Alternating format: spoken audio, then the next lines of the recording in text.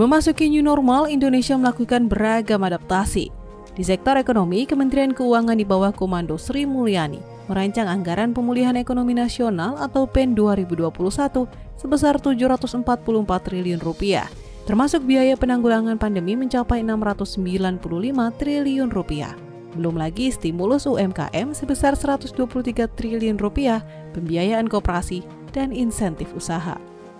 Konsekuensi dari jabatan sebagai Menteri Keuangan yang sangat kunci pada situasi itu gitu. Jadi nggak bisa menghindar dan nggak bisa tidak, memang Menteri Keuangan itu harus bukan menjadi penghalang, tapi bahkan ditantang untuk bisa merespons dengan antisipasi yang sebetulnya sangat muskil ya, dalam situasi muskil dalam artian begini, karena kita dalam era modern tidak pernah dihadapkan pada tantangan yang sedemikian.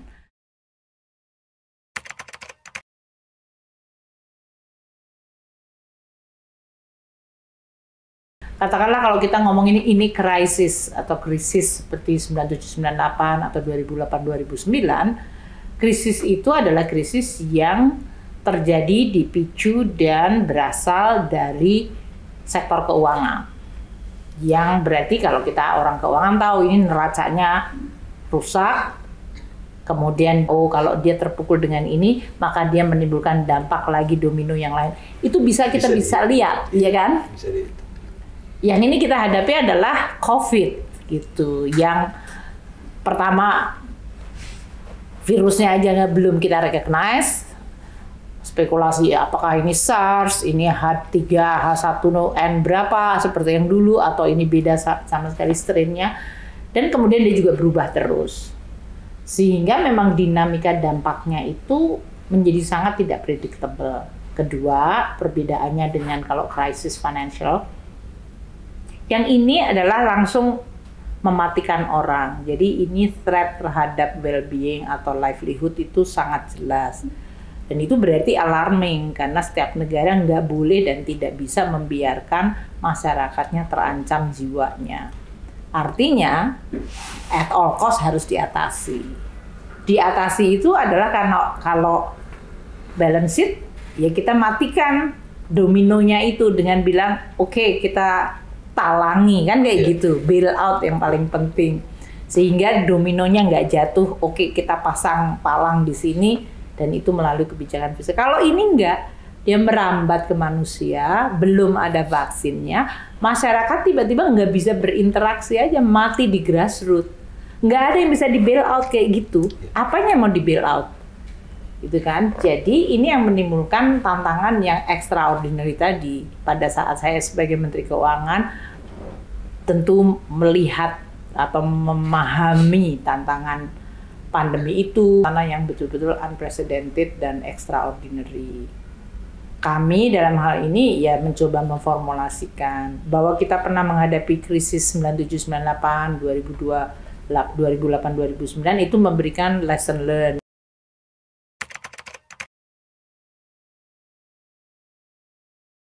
Game changer pertama adalah kita berani membongkar Undang-Undang Keuangan Negara.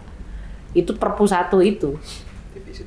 Itu adalah keberanian yang luar biasa karena bagaimanapun juga Undang-Undang Keuangan Negara Perbenaran Negara itu dibangun di dalam sebuah fondasi reformasi yang menjadi pilar kredibilitas dari kebijakan makro Indonesia yang dianggap stabil.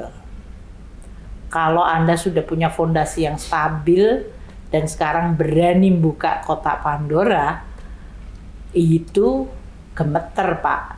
Yang buka kotaknya gemeter, yang lihat juga ikut grogi. Jadi saya membukanya gemeter, menyampaikan di kabinet juga bahwa defisit maksimum 3% harus kita buka karena nggak ada pilihan.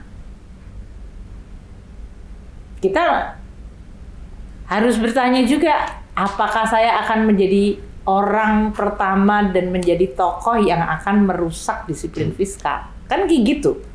Jadi Menteri Keuangan urusan saya untuk menjaga reputasi saya, ya mendingan diem aja, ya kan?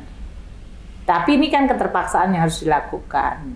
Dan oleh karena itu kita berpikir 2-3 kali gimana caranya membuka kotak Pandora dan bisa nutup lagi.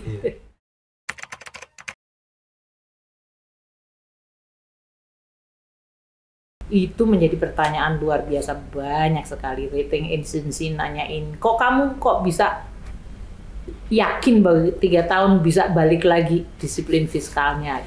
Waktu dibuka pertanyaannya, wah ini Indonesia akan bakalan seperti Latin Amerika. Udah once you pass the deficit above 3%, politician pasti akan semikirnya gimana. Saya cuma mengatakan satu, baca di Google Spanish flu itu 2 tahun. Jadi kalau tambah 1 cukup lah, bismillah lah, udah gitu aja. Terus ditanyain yakin bisa, ya nggak tahu. Jadi ngomong yakin itu nggak tahu. Jadi waktu rating agency nanya ke saya, how do you know that within the 3 years you are going to go back to that? I don't know. Do you know? Buat saya menganggap 3 tahun itu cukup untuk mewadahi yang disebut kedaruratan.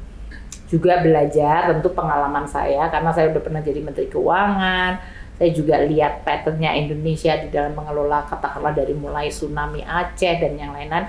Oh, saya lihat biasanya kalau sudah lewat setahun, udah mulai muncul publik udah terbiasa, maka kita sudah bisa memunculkan rasionalitas. Tahun ketiga harusnya sudah mulai pulih. Itu aja. Kalau Anda mau nanya ke saya, kenapa kok kita mikirnya Perpu nomor 1 yang jadi Undang-Undang nomor 2 itu terjadi. Itulah the game changers. Itu adalah the template untuk kita bisa merespon apa yang disebut tadi, kedaruratan, ancaman kemanusiaan, keselamatan jiwa, ancaman ekonomi, ancaman stabilitas sosial, ancaman politik.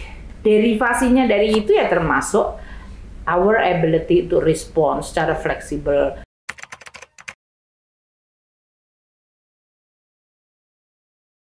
Situasi ini yang kita tahu pasti waktu vaksinnya diproduksi rebutan, karena semua nggak tahan, ekonominya mandek. Dan oleh karena itu yang mau bikin vaksin nanya dulu siapa negara yang bakalan mampu untuk memesan duluan gitu. Kita dalam hal ini karena saya punya international connection, Melinda Gates dan yang lain-lain melalui Gavi.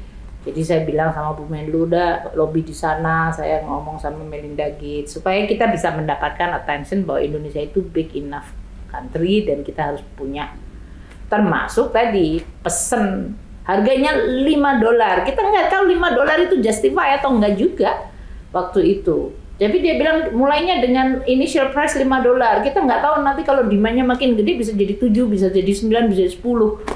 Setiap pembahasan kabinet saya bilang, oke, kita diskusi ini ya Pak, Bapak Presiden, tapi jangan lupa tahun depan waktu di audit, mereka nggak tahu kita lagi bikin keputusan tuh kayak gini. Si auditor cuma bilang, kenapa kok ini harganya $5, kenapa menjadi $8, kenapa ini jadi $9? Jadi dari awal kita itu sudah sangat aware, pasti nanti ditanyain. Makanya Jaksa Agung, Kepolisian, BPKP dilibatkan. Bayangkan ya, di dalam sebuah negara menangani krisis, tapi kita sudah antisipasi akan diaudit.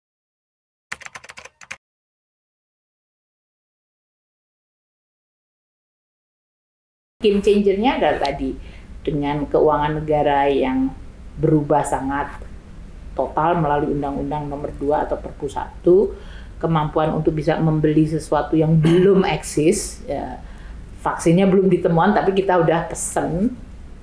Kemudian juga penggunaan seluruh network internasional yang kita lakukan, dan dalam situasi yang begitu genting, cepat, semuanya emergensi, kita melakukan dengan relatif tata kelola yang baik.